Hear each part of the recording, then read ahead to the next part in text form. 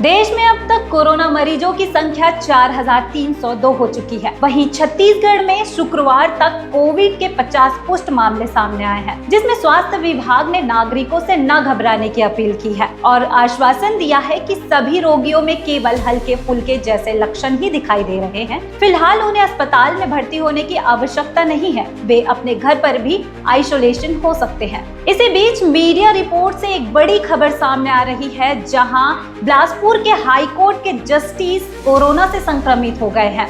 दरअसल high court में summer vacation चल रहा है, लिहाजा जस्टिस राकेश मोहन पांडे छुट्टी मनाने टूर पर गए हुए थे। बीते 4 जून को वापस आने पर उनकी तबीयत बिगड़ने लगी।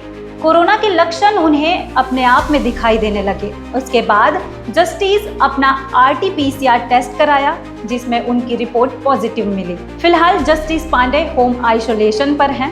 वीडियो अच्छी लगी हो तो लाइक जरूर करें और हमारे चैनल CG भास्कर को फॉलो एंड सब्सक्राइब करना ना भूलें।